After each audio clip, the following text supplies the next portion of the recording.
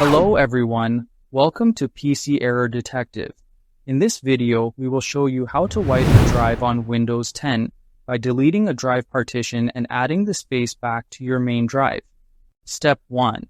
Open File Explorer from the taskbar or Start menu, then click on this PC, which shows all the drives connected to your computer and helps you access system locations easily. Step 2. Right-click on this PC and click on Manage, which opens the computer management window where advanced system and disk tools are located. Step 3. Inside computer management, click on Disk Management under the Storage section, as this is the built-in Windows tool used to manage, delete, and resize drive partitions. Step 4. Locate the drive partition you want to wipe, then right-click on it, making sure you have already backed up important data because this action will erase everything on that drive. Step 5.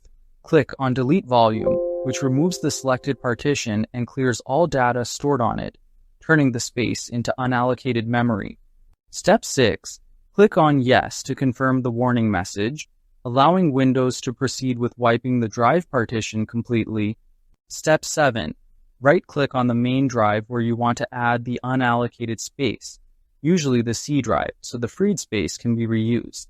Step 8. Click on Extend Volume, which launches a wizard that helps you merge the unallocated space back into your main drive. Step 9. Click on Next to continue through the Extend Volume wizard and move forward with adding the available space.